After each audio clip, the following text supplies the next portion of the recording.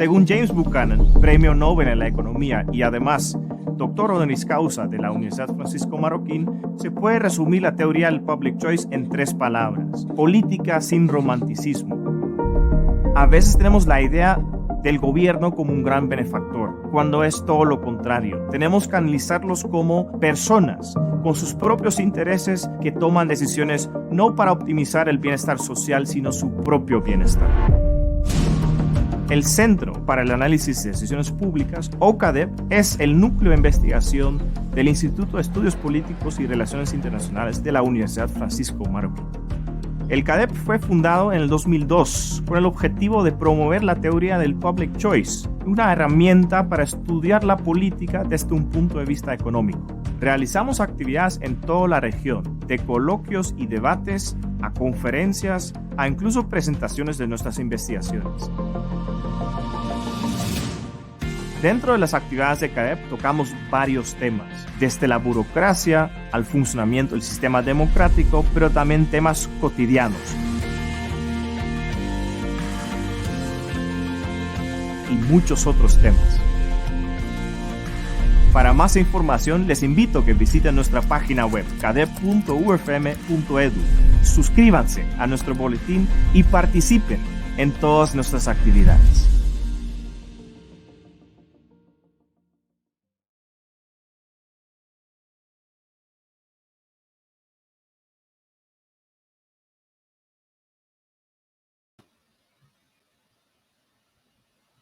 Buenas tardes, les doy la más cordial bienvenida a la UFM Talk titulado Elecciones Legislativas de Argentina 2021, Libertad o Peronismo. Y bueno, mi nombre es Olaf Dirkmaat, yo soy director del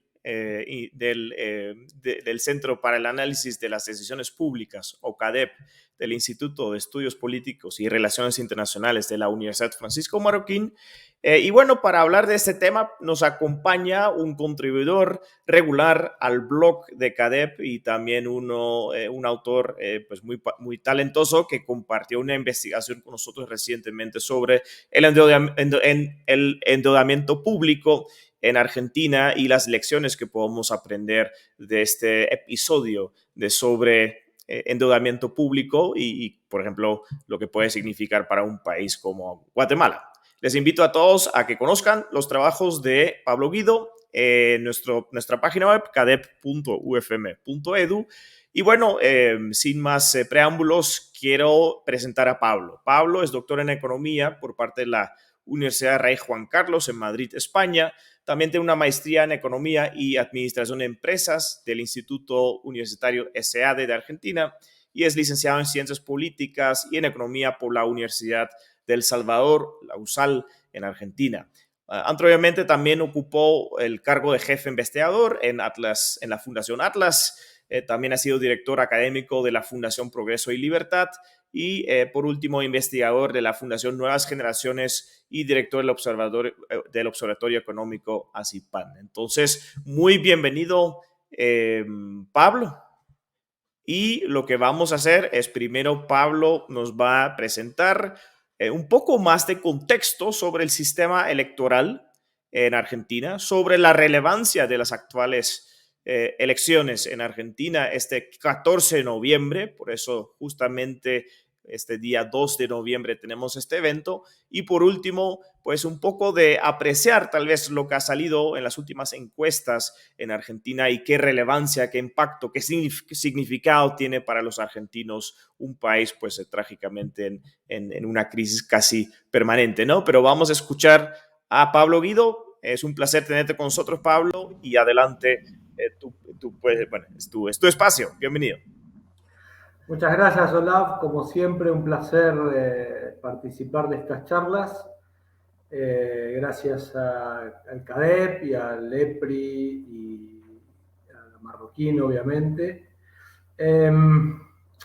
Lo que voy a tratar de hacer en estos minutos, antes que podamos generar algún tipo de preguntas, es plantear cuál es el sistema electoral en Argentina, o por lo menos bajo qué reglas hemos estado estamos en este proceso electoral que comenzó en septiembre y termina el 14 de noviembre. ¿Y cuáles han sido los resultados en las primarias, elecciones primarias del 12 de septiembre? Y analizar también qué es lo que puede pasar ahora en las elecciones generales del 14 de noviembre. Así que si me permiten, para no perder más tiempo, la presentación.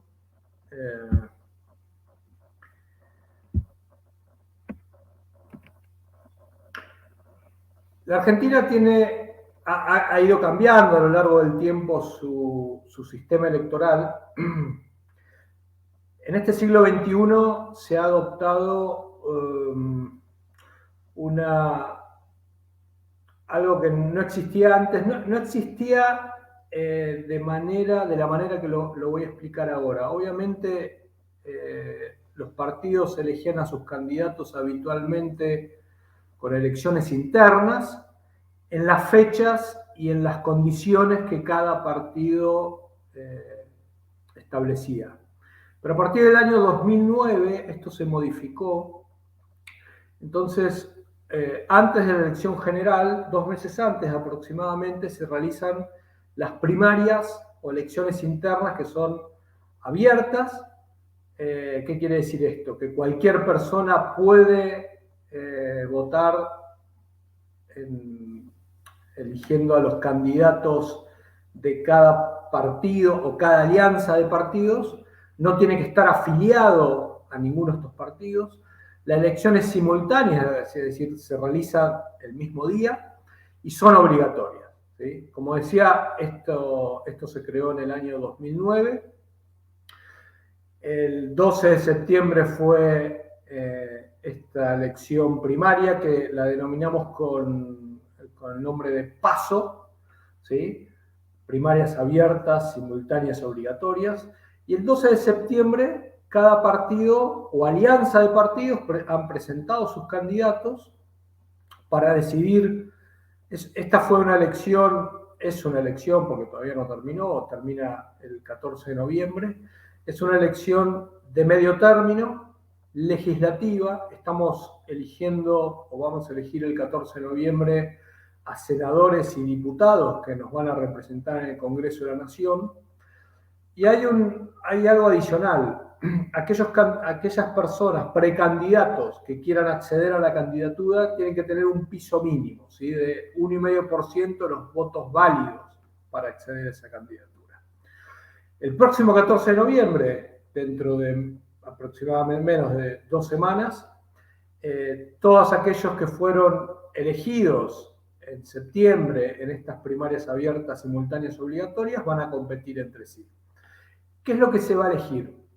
Se va a elegir a la mitad de la Cámara de Diputados, que está compuesta por los 157 legisladores, o sea, estamos eligiendo alrededor de 126, poco más, casi 129, diputados nacionales de todas las provincias de la Argentina, que son 24 jurisdicciones, y también se va a renovar 1/3 de la Cámara de Senadores. O sea que estamos eligiendo de los 72 senadores totales que tiene la Cámara, se eligen a 24, correspondientes a 8 provincias. La Argentina, después de la reforma del año 94, incorporó un senador más a cada provincia. Es decir, antes se elegían 2 senadores por cada jurisdicción provincial, y los 2 senadores eran de la mayoría, o sea, el que ganaba la elección de senador se llevaba 2 bancas, y con la modificación de la Constitución en el año 94 se agregó un senador adicional, ¿sí? O sea, el partido, la alianza que triunfa se lleva 2 senadores y el partido que va en segundo lugar se lleva un senador adicional, ¿okay?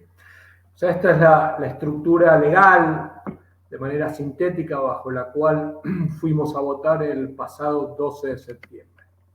Ahora, es importante entender cómo se llegó a esta elección, ¿sí? O sea, cuáles fueron las condiciones bajo las cuales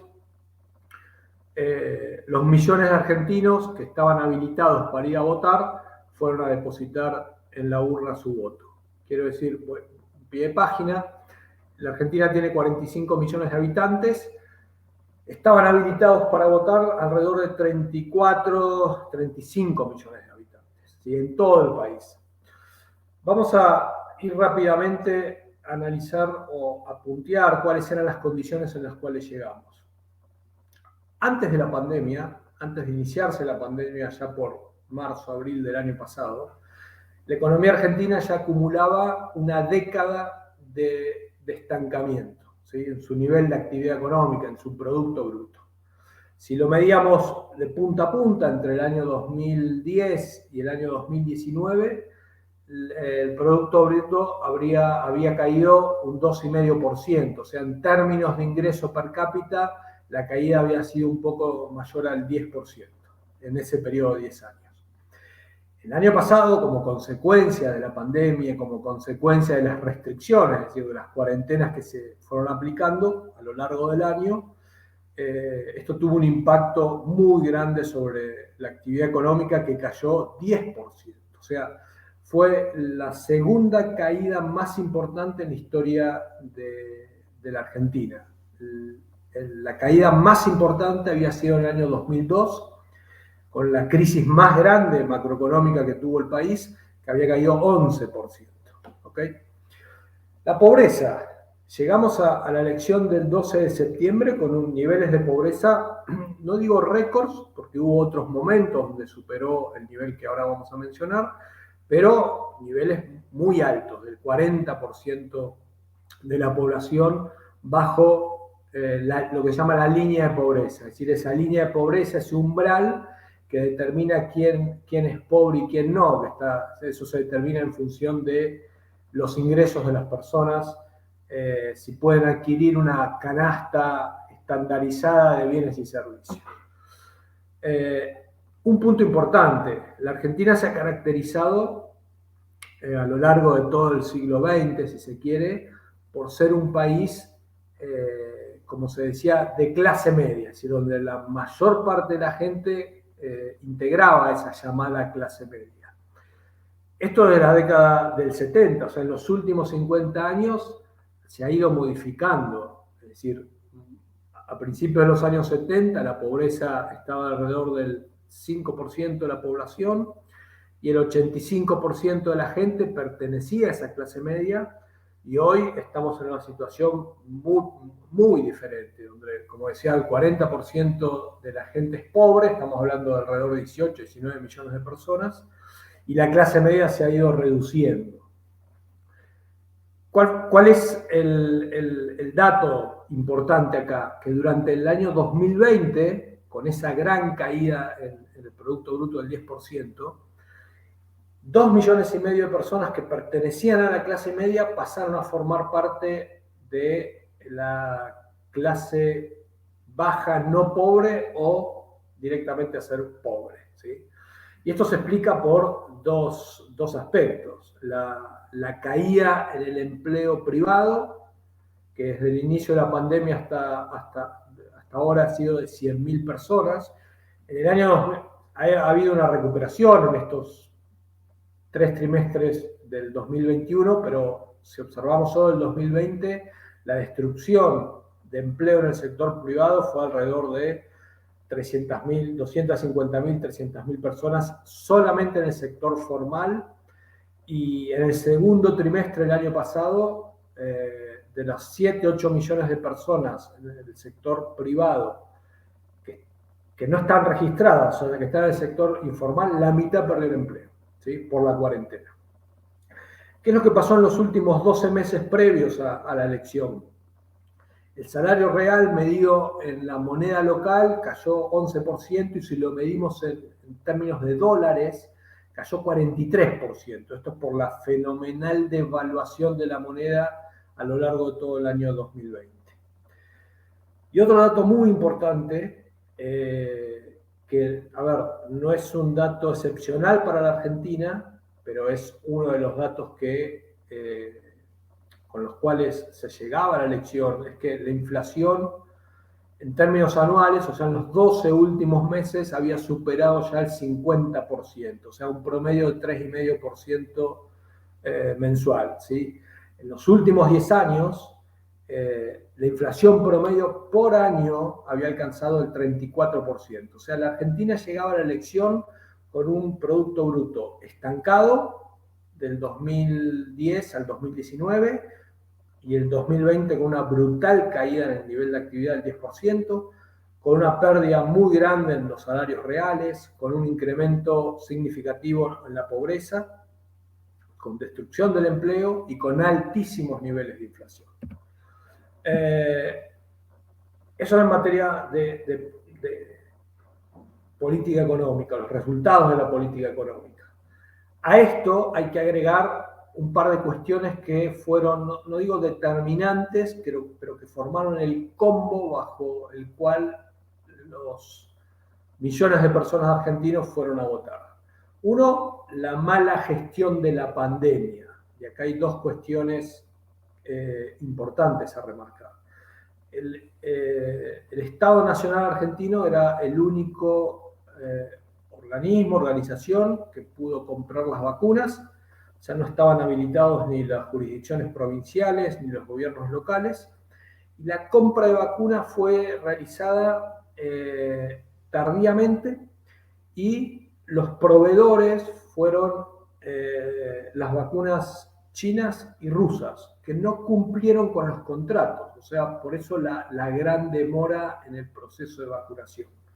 Es más, y esto es algo que la gente remarca fundamentalmente, durante el año 2020, básicamente en la segunda parte del 2020, donde los laboratorios mundiales comenzaron a hacer las pruebas de las vacunas, en la Argentina se hizo la prueba más importante en términos de personas del laboratorio Pfizer, ¿sí? Y como consecuencia de eso, se le ofreció al gobierno argentino, el laboratorio le ofreció al gobierno argentino venderle 15 millones de vacunas. O sea, sabemos que la producción de vacunas todavía es escasa. A principios del 2021 era mucho más escasa, pero el gobierno argentino estaba dentro de las prioridades, podría haber accedido en los meses de inicio de la vacunación, enero, febrero, a 15 millones de vacunas y el gobierno se negó, ¿sí?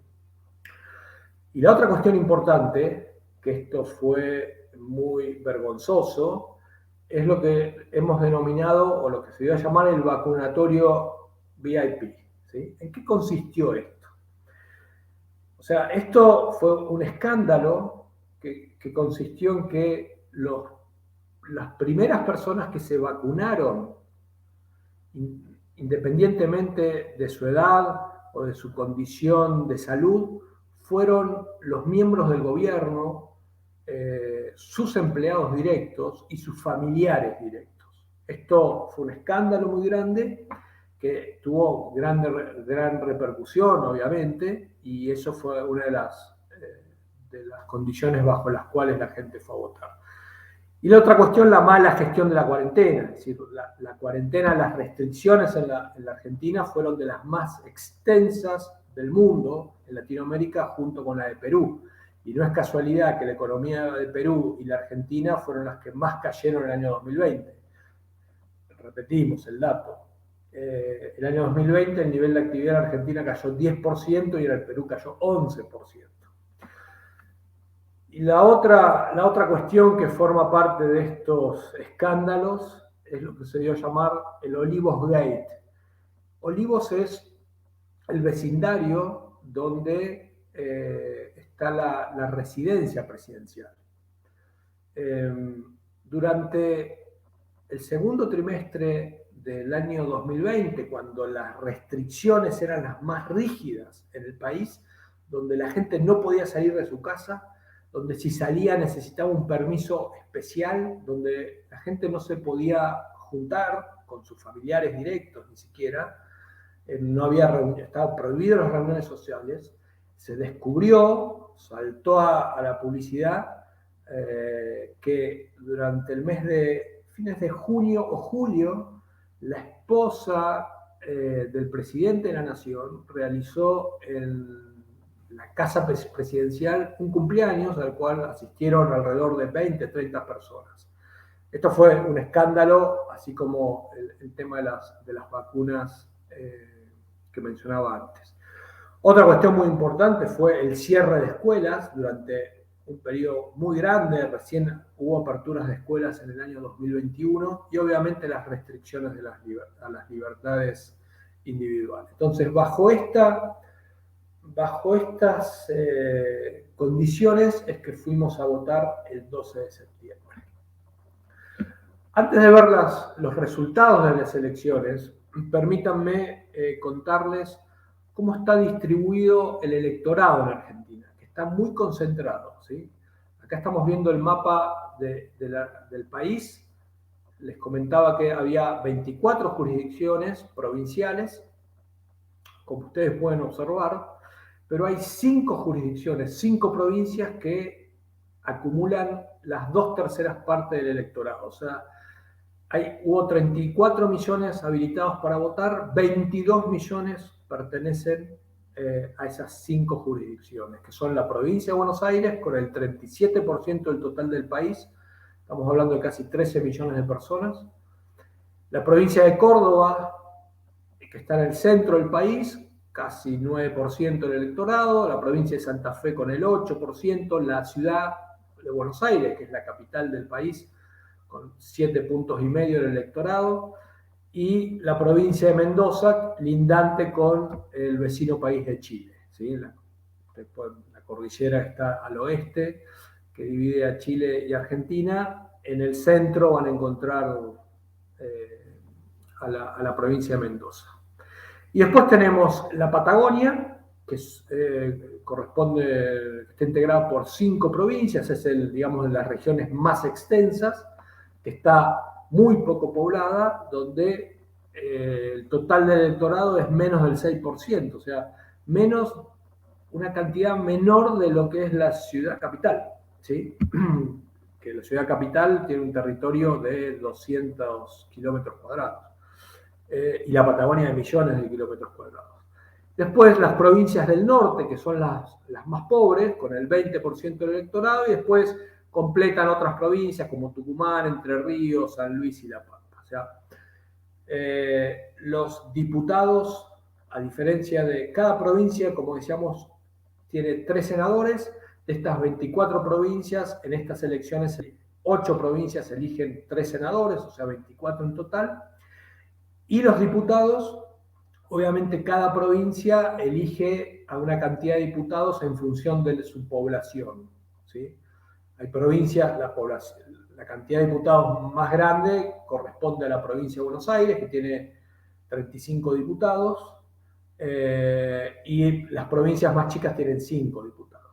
¿Okay? Veamos, voy a pasar. ¿Cuáles fueron los resultados en el 2021, hace un mes, como decía, en las elecciones internas, y en las elecciones de hace 2 años, que son las elecciones más próximas, donde se eligió no solo a diputados y senadores, sino también al presidente? El color celeste es el correspondiente al partido peronista, digámoslo así, que lleva otro nombre, lleva el nombre de Frente de Todos. El principal partido de oposición es una alianza de partidos, de 3 partidos, el color amarillo, que es Juntos o Juntos por el Cambio o Cambiemos, fue modificando su nombre a lo largo de los últimos 10 años aproximadamente.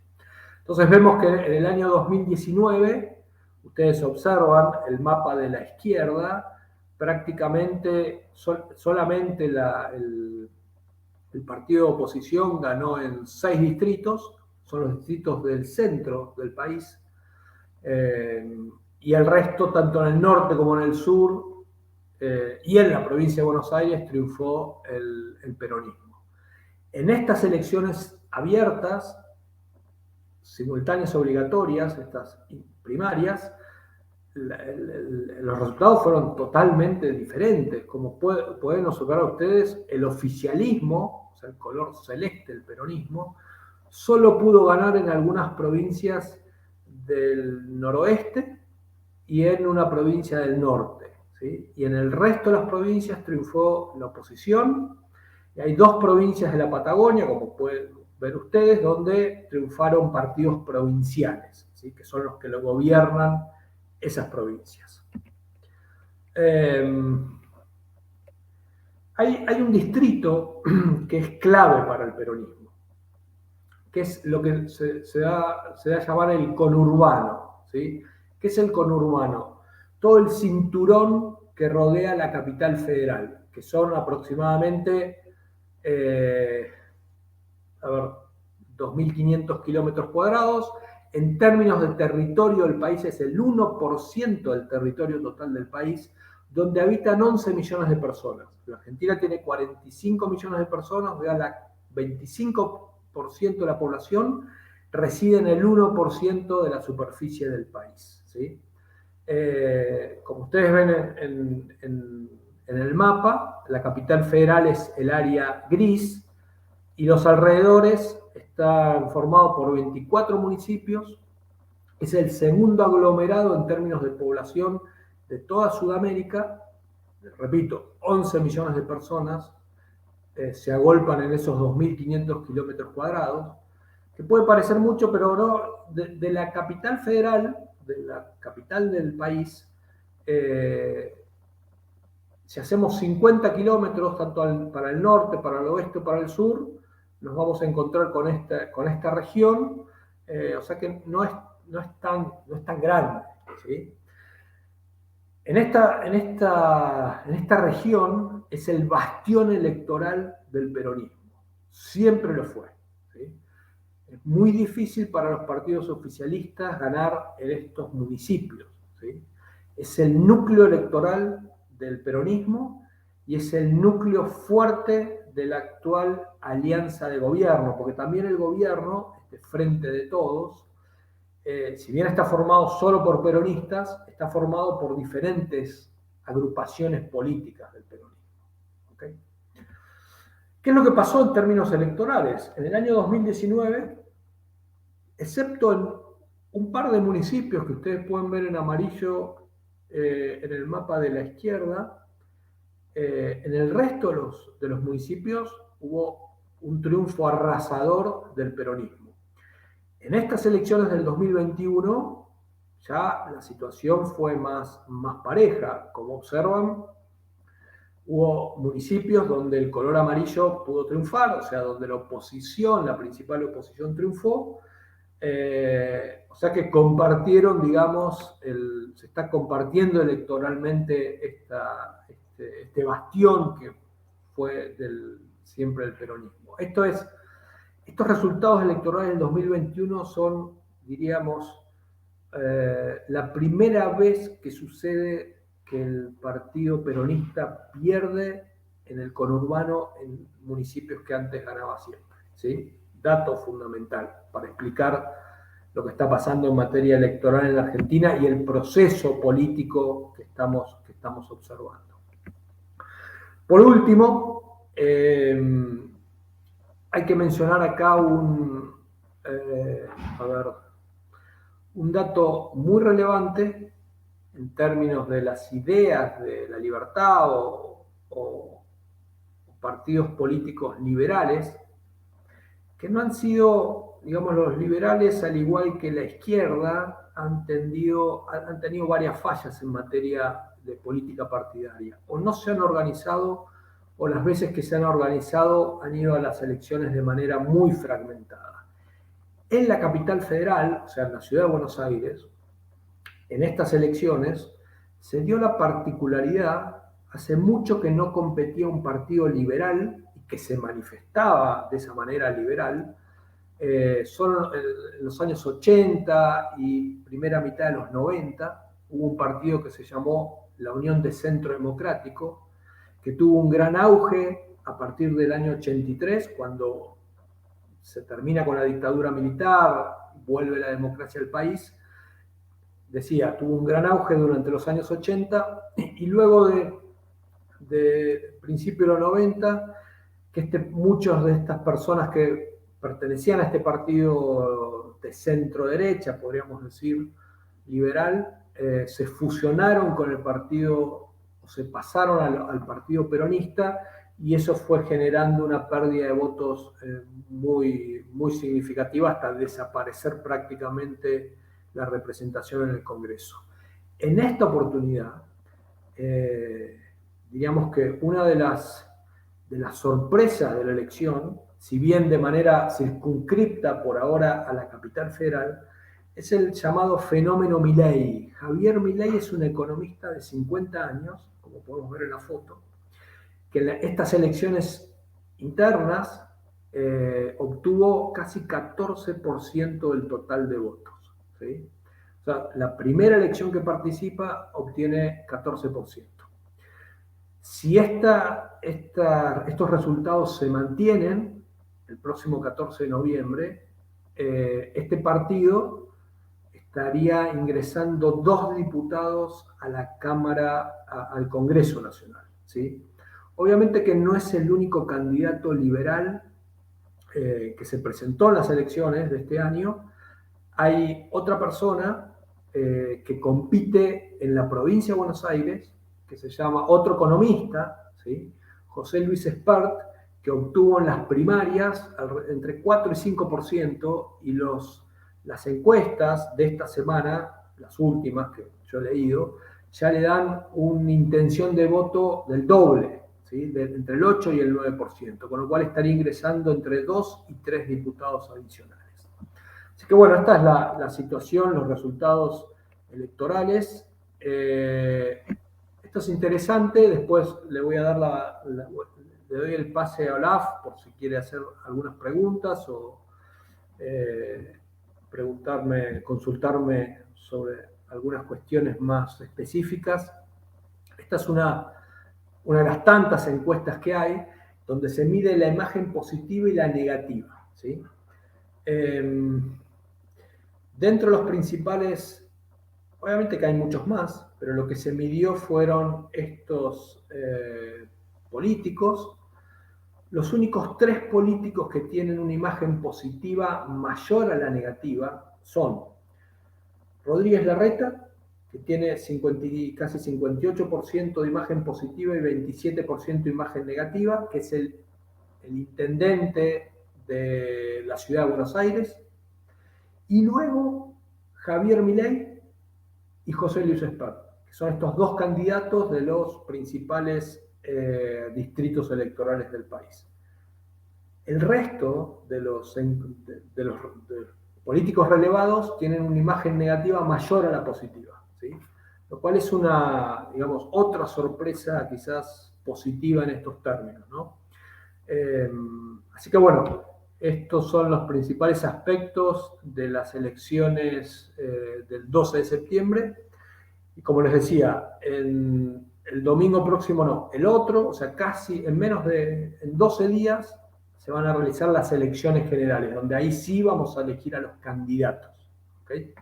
que van a integrar la mitad de la Cámara de Diputados y la tercera parte, el tercio de la Cámara de Senadores.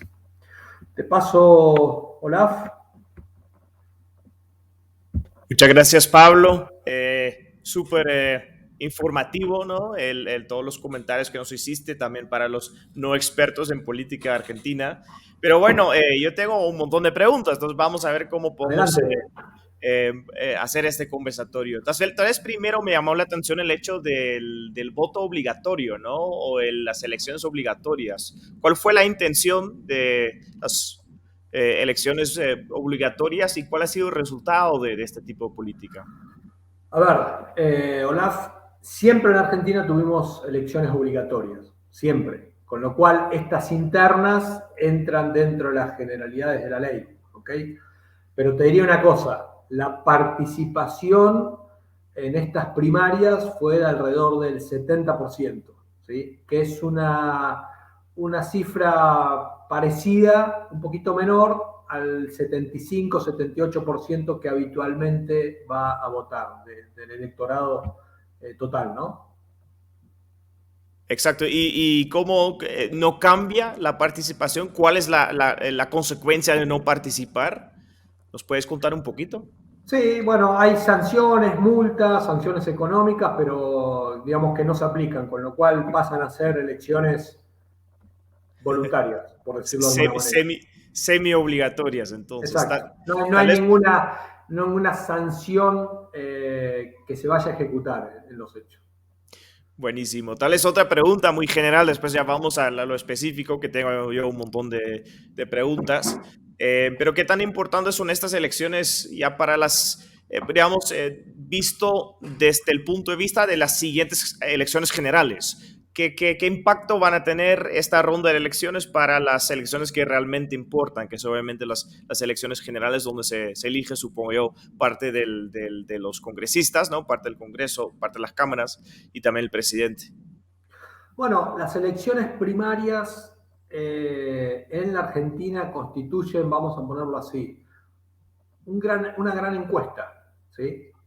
Porque ahí se mide la intención, obviamente que se eligen los candidatos, pero muchas veces, Olaf, salvo en esta elección, en las anteriores elecciones internas, ¿sí? O primarias, desde el año 2019 hasta el 2017, prácticamente no eran elecciones internas, porque en ningún partido, en los partidos o en las alianzas, no había competencia interna. O sea, se presentaba una sola lista y lo único que había que hacer era que lo que trataban de lograr es de superar el piso del 1,5%.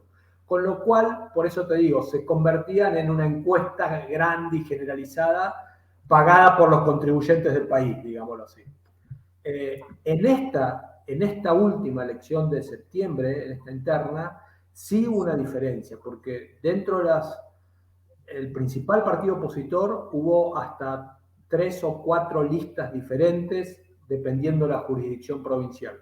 ¿Okay? Esto sí es un hecho que marca una diferencia con todas las elecciones primarias anteriores. ¿Qué importancia tiene? Y la importancia se basa en lo siguiente. Al ser una gran encuesta, entonces los candidatos ya saben qué efectividad van a tener, pueden llegar a tener o qué porcentaje de votos podrían llegar a tener en la elección general. Y segundo, que esto pasa en todo el mundo, la gente habitualmente vota ganador, con lo cual se ha visto o puede suceder que como consecuencia de este triunfo, hay algo que voy a decir que no mencioné. A nivel global, el partido de oposición, el principal partido de oposición, ese que estaba en el mapa con el color amarillo, obtuvo el 40% de los votos totales del país. Y el partido de gobierno 30%. O sea, 10 puntos de diferencia, yo te diría, no era esperado por nadie.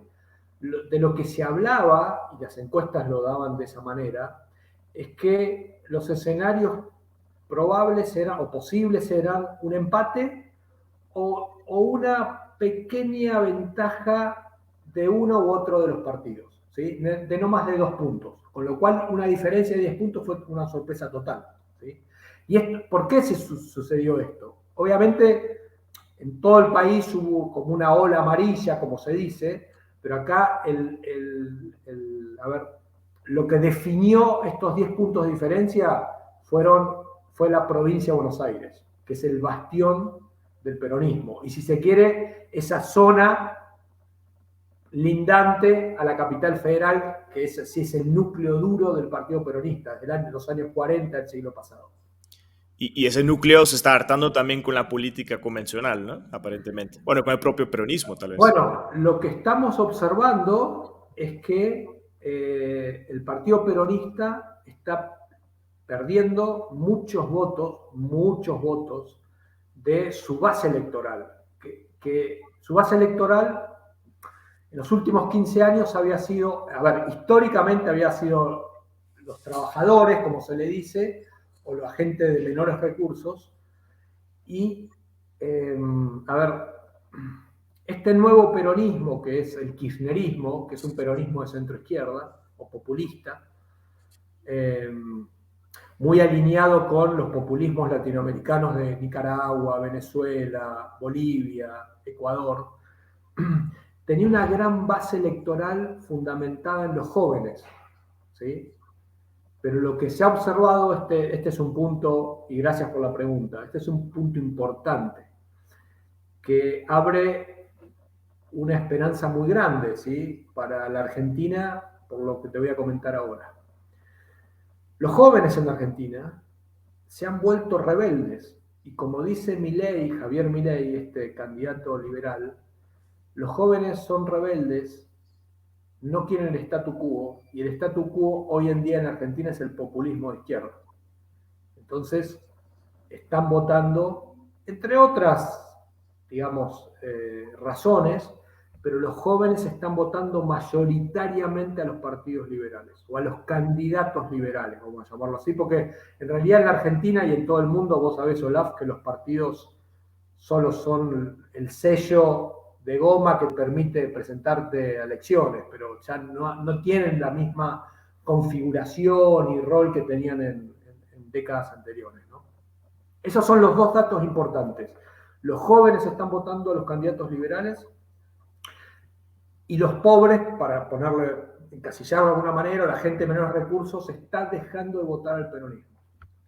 Y justamente en estos, digamos, barrios considerados marginalizados o pobres, es donde está consiguiendo Javier Milei éxito, que tal vez otros candidatos liberales no han logrado en el pasado, me equivoco. ¿Cómo es tal vez esta lucha, ¿no?, entre liberales, a un lado José Luis Espert y por otro lado Javier Milei, justamente en esos barrios pobres que antes llevaba gran parte del voto peronista en Buenos Aires? Y bueno, ¿y cuál es la relevancia, ¿no?, de que estos cambios se dan en un lugar muy específico, tal vez en Buenos Aires, donde antes el liberalismo no tenía mucho, no tenía mucho impacto, ¿no?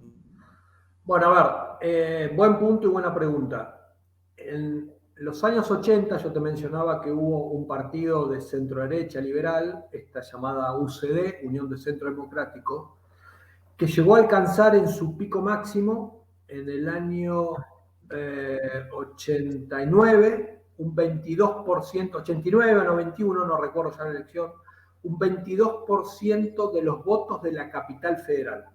Pero ese 22% estaba concentrado en los barrios o vecindarios o zonas de mayores ingresos de la capital federal. ¿Ok?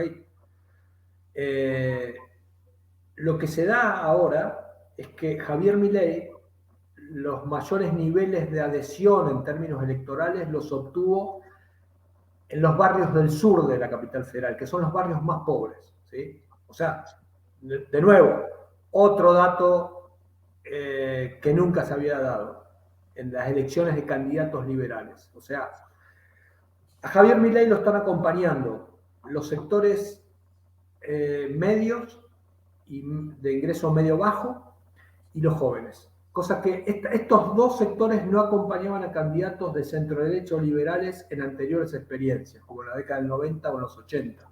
Y hay un candidato que hay que mencionarlo porque también es muy relevante, que también es economista, de nombre Ricardo López Murphy, una persona excepcional, con todas las capacidades para ser el mejor presidente quizás del país. Se presentó en la elección presidencial del 2003, quedó tercero, por 3 puntos porcentuales no entró a la segunda vuelta, y eso hubiera sido un cambio. Si hubiera entrado López Murphy en la segunda vuelta, muy probablemente lo hubieran elegido presidente, y la historia del país hubiera sido totalmente distinta a la que fue. A ver, obviamente que es contrafáctico, Olaf, pero Sure. si hubiera ganado este señor en el 2003, hoy día, 18 años después, la Argentina tendría categoría de país desarrollado. Es una contrafactual muy fuerte que nos pones, pero tal vez siguiendo un poco con los tres candidatos liberales, me interesa bastante como no argentino y alguien que no sigue la política argentina en general, pero tenemos entonces Pert, Milei y López Murphy. ¿Cómo están tratando de convencer cada uno de ellos de que los liberales voten al menos por ellos, ¿no? ¿Cuál es el argumento de cada una de las bandas? Y bueno, y cómo tratan de convencer entre los más liberales o entre los tal vez pocos liberales, muchos liberales, no lo sé, en Argentina, que ellos son el candidato liberal por excelencia. Bueno, a ver, José Luis Espert compite por una banca en la Cámara de Diputados en la provincia de Buenos Aires y López Murphy y Milei en la capital federal, ¿ok? Con lo cual, Espert fue el primero de estos tres. A ver, el primero fue López Murphy, obviamente, pero López Murphy después del 2003 vuelve a presentarse y tuvo casi desaparición en términos electorales. Espert se presentó en las elecciones del 2019 por primera vez como candidato a presidente. Tuvo digamos, un apoyo muy bajo, el 2-3%, porque ahí funcionó el voto útil, ¿no?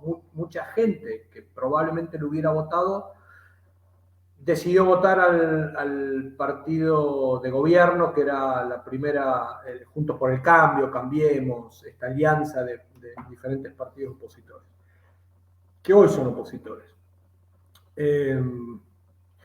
López Murphy, a diferencia de Espert y Milei, se iba a presentar solo en las elecciones a diputado en la capital federal, pero decidió competir dentro de la principal alianza opositora, que es Cambiemos o Juntos por el Cambio. Entonces participó, obtuvo alrededor de cada 100 votos que obtuvo esta alianza, obtuvo alrededor de 20, 25 votos. Entonces, en la integración de la lista, se eligen por capital federal 13 diputados, en la integración de la lista quedó cuarto por esta alianza, ¿no? Con lo cual seguramente va a entrar, porque esta alianza va a ingresar entre 8 o 9 diputados. López Murphy tiene un discurso muy fuerte, muy claro, muy contundente y muy respetuoso, ¿sí? Es un liberal clásico en todo sentido. Él proviene del Partido Radical, que fue un partido opositor al partido peronista, y después, a finales de los 90, se separó del Partido Radical y formó su propio partido. Milei tiene un discurso muy fuerte, hasta poco amable, en algunas oportunidades muy respetuoso de los otros políticos, y su estrategia es apuntar o ser opositor a lo que él llama la casta política. Y la casta política para Milei son todos los políticos actuales de la Argentina. Si lo tuviéramos que encasillar, no digo que sea exactamente igual, pero quizás estaríamos observando un fenómeno bastante similar a lo que fue Trump o Bolsonaro, ¿no? En Brasil. No digo que sean iguales en toda la plataforma de gobierno, pero está tratando de captar los votos de los desencantados del sistema, vamos a ponerlo en esos términos. Es una narrativa anti-status quo, ¿no? Y supongo que los dos otros candidatos se muevan dentro del sistema tal y como es, o se presentan. Sí, López Murphy no tiene un discurso de esas características, y Espert estaría en el medio, vamos a ponerlo así. Espert apela, su frase es, yo soy el sentido común. Que es muy razonable, no nada revolucionario, ¿no? Y de alguna forma tal vez Milei está agarrando una narrativa tal vez más populista, pero aparentemente sí está pegando en ciertas partes de la población. En eso quería, te lo he mandado antes, se lo voy a presentar a los que nos están escuchando. Hemos hablado un poco de Kirchner, ¿no? Y tal vez la idea de cómo el éxito de personas como Javier Milei y José Luis Espert en no solo conseguir votos, o potenciales votos en esas elecciones del 14 de noviembre, sino también dar un giro, ¿no? en el panorama político del país. Y en ese sentido quería compartir unas citas, ¿no? de Kirchner en un discurso, tal vez nos puedes contar, donde nos dijo estas palabras, pero Kirchner dijo y empezó a hablar de la caída del muro Berlín y dijo, voy a citar: la caída del muro de Berlín marcó la derrota del campo socialista o del campo comunista, como quieran llamarlo, y el triunfo de lo que podría llamarse el capitalismo. El capitalismo, dice, Kirchner, es un sistema económico que se ha demostrado hasta ahora el más eficiente frente al modelo colectivo socialista. En ese discurso hace halagas al capitalismo que probablemente son impensables, ¿no? Hace 10 años. ¿Cómo está impactando, digamos, estos movimientos liberales que parece que están teniendo un bastante fuerte impacto, no solo en las elecciones que vienen, sino también en el propio discurso de los opositores o de los adversarios, los enemigos políticos? ¿Cómo ves esa tendencia y es cierto o no es cierto que se está tirando la política argentina hacia un lado tal vez más liberal por el éxito de estos liberales? A ver, si sumamos todos los votos de los candidatos liberales en las primarias de septiembre pasado, no están llegando en términos del país al 3-4%, con lo cual es mínimo, ¿sí? Lo que pasa es que por ahora están muy focalizados en Capital Federal y Provincia de Buenos Aires, ¿sí? Pero en términos de imponer ideas o nuevos temas en el debate político, yo creo que son los grandes ganadores. Y son los grandes ganadores porque en la Argentina han obligado en esta campaña electoral tanto al principal partido o alianza de partidos de oposición, como vos mencionabas ahora, ¿no? A la señora vicepresidenta, amante de, seguidora, amiga de Maduro, Chávez, Correa, etcétera, a mencionar esto del muro de Berlín, el capitalismo como el mejor sistema. O sea, hoy en Argentina se está hablando de bajar impuestos, de achicar el Estado, de abrir la economía. O sea, temas que yo no había escuchado hablar desde la década del 90, que estaban totalmente abandonadas, ¿sí? Obviamente, Olaf, acá lo que ha llevado a la gente obviamente que hay que reconocer la tarea de Milei, de López Murphy, de Spert, pero acá estamos en un contexto muy amigable para estas ideas.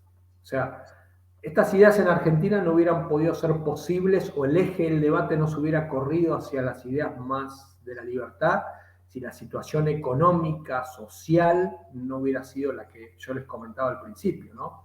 Yo creo que la pandemia y la cuarentena aceleraron un proceso que particularmente, personalmente, yo esperaba que se iba a dar dentro de, diría, 5 o 10 años. Porque sí, el desgaste económico-social se ha acelerado, ¿sí? Y eso permite que la gente esté cansada, agotada, harta, asqueada de las propuestas y de los políticos actuales. En ese sentido, la pandemia ha acelerado, según tú, pues algún dolor económico, ¿no? Que ya está tal vez inherente a las malas políticas públicas que existen hoy por hoy en Argentina, pero también los propios encierros, dices tú, han, digamos, causado este giro a no solo unos partidos todavía bastante marginales, como mencionas, liberales, pero también a un giro en la política nacional, por ejemplo, este discurso de Kirchner. ¿O cómo ves el tema de los encierros y el efecto en las próximas elecciones, tal como mencionaste al comienzo de tu presentación? Bueno, la lectura que yo hago, que no la hago yo solo, no soy el autor de esa lectura, es como la cuarentena fue muy extensa, comienza en marzo y dura casi hasta fin de año, eso hizo colapsar la economía.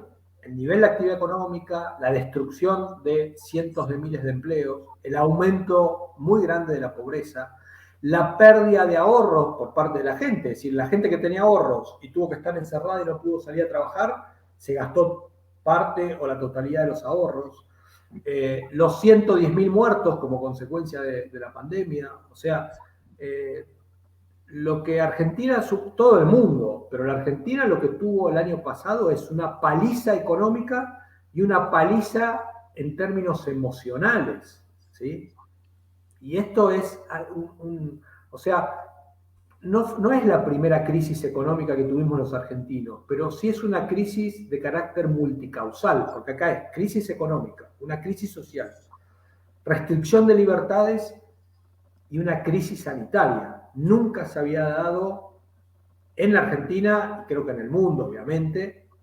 Podemos ir para atrás, no sé, y tampoco debe haber sido tan globalizada y no fue tan globalizada como la peste española, la gripe española en el 1917, 1918. Excelente. Y bueno, tal vez como mencionas entonces es tierra fértil, ¿no? Para que las ideas de la libertad pues obtengan pues mayor relevancia y mayor impacto en Argentina. Tal vez bueno, ya vamos acercando a las últimas preguntas, pero yo tenía la duda con el expresidente Macri. Obviamente una de las críticas fundamentales a Macri era su política de gradualismo, ¿no? De gradualmente implementar las políticas tal vez de pinta más liberal o al menos menos restrictivo que bueno, bueno, básicamente el peronismo. En ese sentido, ¿cuál es el rol de Macri tal vez en estas elecciones todavía o incluso las próximas elecciones? ¿Dónde se está moviendo él y se va a volver a lanzar y cómo compite eso tal vez con la propia narrativa pues liberal que parece que está teniendo más éxito gracias a esta cóctel de diversas crisis sanitarias, sociales, económicas, etcétera, que existen hoy por hoy en Argentina?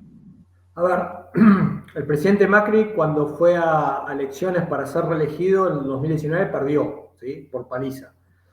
En los primeros meses del año pasado, 2020, era, si no el más, uno de los políticos con mayor imagen negativa, ¿sí? En todo el país. A medida que la cuarentena se fue extendiendo, los efectos negativos sobre la economía, sobre el término de pobreza, etcétera, empleo, se fueron agravando, la imagen de Macri fue recuperando, ¿sí? O sea, disminuyó la imagen negativa y aumentó la imagen positiva. Sin embargo, aún sigue siendo uno de los políticos con mayor imagen negativa. A pesar de esto, dentro de la coalición opositora hay dos grandes líneas, lo que se llaman los halcones y las palomas. Las palomas son, a ver, vamos a poner estos términos, políticos o dirigentes que han sido peronistas o provienen del partido peronista, vamos a llamarlo así, peronistas civilizados o republicanos, aunque puede ser una contradicción en términos, ¿no? Y por otro lado, el grupo de los halcones, al cual pertenece Macri, más alineado con ideas de centro derecha o liberales. No quiere decir esto que Macri sea un liberal, claro. pero en esos, para ponerlo así, para definir cuáles son los dos grandes grupos de la alianza opositora. ¿Qué es lo que yo creo que puede pasar? ¿Sí? Uno de los escenarios, ¿sí? No el único. Que en el 2023, cuando haya que definir el candidato a presidente de la oposición, de esta alianza opositora, que ese candidato va a ser el próximo presidente, porque el partido actual, el Partido Peronista, va a perder, y creo que por paliza, va a recibir una paliza nunca vista en su historia. Macri es muy probable que quiera presentarse de nuevo como candidato o, si no se presenta, probablemente lo que quiere hacer él es apoyar a otra política que está ganando cada día mayor imagen positiva, que es Patricia Bullrich, que fue ministra de Seguridad de Macri. Patricia Bullrich, una mujer muy valiente, que era antes peronista, en sus años jóvenes, te diría, muy cercana de los grupos terroristas, que ha ido aprendiendo, por suerte, que ha ido modificando sus ideas, es muy cercana en términos personales y en términos ideológicos a las posiciones, a los políticos liberales, ¿sí? O sea que ella podría ser una precandidata a presidente en el año 2023, y Javier Milei ha manifestado que él está dispuesto a formar una alianza con los halcones, ¿sí? Dentro de las cuales estaría esta señora. Así que bueno, está abierto. Yo lo que creo que para el 2023, no sé cómo va a estar constituido en lo que hace las candidaturas, pero yo observo tengo muy buenas expectativas con respecto al liberalismo. ¿Y sabes por qué, Olaf? Por dos cuestiones. El liberalismo en Argentina y en el mundo, siempre el electorado lo sale a buscar cuando las papas queman, ¿no? Cuando la situación está mala porque es lo único que puede sacar, llevarnos a una mejor situación. Y en segundo lugar, por este hecho que te decía que los jóvenes masivamente, cuando hablo de jóvenes estamos hablando de chicos de 14, 13, 16 años que están en el colegio secundario, que están apoyando, y algunos ya van a votar, porque en Argentina a los 16 años ya se puede ir a votar, están apoyando a los candidatos liberales. ¿Sí? Y eso me da una gran esperanza. ¿Sí? Porque no es lo mismo que te apoyen personas que tienen entre 70 y 80 años que te apoyen los jóvenes, porque los jóvenes tienen 60, 70 años por delante, ¿no? Claro, claro. Bueno, Pablo, vamos acercando al final, tenemos menos de un minuto, pero quería preguntarlo de todos modos. Aquí en Guatemala existe la convicción de que si un candidato no tiene el nivel de reconocimiento popular, digamos el nombre de la persona, hoy no va a poder no puede llegar ni cerca a ganar una elección nacional en 2 años de aquí. No sé si la misma lógica aplica a Argentina, pero la pregunta realmente es, ¿qué tan conocidos son los liberales argentinos? ¿Qué tan conocidos son esos Javier Milei, López Murphy, Espert, que obviamente son conocidos dentro de los círculos liberales, pero qué tan conocidos son entre los argentinos comunes y corrientes? Tal vez la última pregunta, después ya tenemos que cerrar. Bueno, a ver, el primer punto, si un candidato tiene que ser conocido para tener chances, la respuesta es sí. Por eso muchas veces vemos candidatos que son actores o deportistas famosos porque ya ganaron ese activo, ¿sí? O sea, es muy difícil instalar un candidato que es desconocido. No digo que sea imposible, pero es muy difícil y muy costoso. Segundo punto, todos estos candidatos liberales, economistas, López Murphy, Milei, Espert, hace mucho tiempo que vienen trabajando en su imagen, en los medios de comunicación, o sea, no son paracaidistas, ¿sí? Espert desde los años 90, López Murphy también, y Milei ha sido como una explosión en los últimos, te diría, 5 o 7 años. O sea, yo te diría, esa es una de las condiciones que hay que tener, ¿sí? Así que la Sí las respuesta tienen. es sí, las tienen, y las tienen, y yo te diría algo, o sea, en esta campaña electoral, cuando Milei camina por la calle, se forman grandes, digamos, la gente comienza a seguirlo, los chicos, los jóvenes, quieren sacarse fotos, quieren sacarse selfies, es como una gran estrella de rock, ¿sí? Sí, es un fenómeno inclusive conocido en el mundo, porque periódicos, medios de comunicación, uno todos los días lo ve en algún diario extranjero que lo citan. Hace 10 días The Economist, la revista, hizo un artículo sobre él. O sea, es una persona conocida no solo en Capital Federal, sino en todo el país y en el mundo, evidentemente. Pero a ver, Olaf, esto es gracias a las comunicaciones globalizadas que tenemos hoy. Esto no hubiera sido posible, te diría, hace 15, 20 años. Claro, gracias a las redes y bueno, en todo su gloria, supongo yo. Muchísimas gracias, Pablo. De verdad fue un gran gusto. Vamos a ver cómo terminan esas elecciones, ¿no? O preelecciones, efectivamente, que son como tú una gran encuesta, un termómetro de la política argentina en este momento. Vamos a ver cómo son los resultados el 14 de noviembre. Me imagino que tú vas a votar. Y bueno, para nuestra audiencia también quiero darles las gracias a todos ustedes en nombre del Centro para el Análisis de las Decisiones Públicas o CADEP. Gracias por asistir a esta conferencia, que estén pendientes de siguientes ocasiones, siguientes conferencias, siguientes eventos y siempre pueden seguirnos en nuestra página web cadep.ufm.edu. Ahí también pueden encontrar las investigaciones y los blogs de Pablo Guido, que tenemos aquí como invitado. Y bueno, muchísimas gracias, Pablo. Muchísimas gracias a Muchas ustedes. gracias, Olaf, por la invitación. Gracias y hasta una próxima ocasión. Feliz tarde. Según James Buchanan, Premio Nobel en la Economía y además doctor honoris causa de la Universidad Francisco Marroquín, se puede resumir la teoría del public choice en 3 palabras: política sin romanticismo. A veces tenemos la idea del gobierno como un gran benefactor, cuando es todo lo contrario. Tenemos que analizarlos como personas con sus propios intereses que toman decisiones no para optimizar el bienestar social, sino su propio bienestar. El Centro para el Análisis de Decisiones Públicas, o CADEP, es el núcleo de investigación del Instituto de Estudios Políticos y Relaciones Internacionales de la Universidad Francisco Marroquín. El CADEP fue fundado en el 2002 con el objetivo de promover la teoría del public choice, una herramienta para estudiar la política desde un punto de vista económico.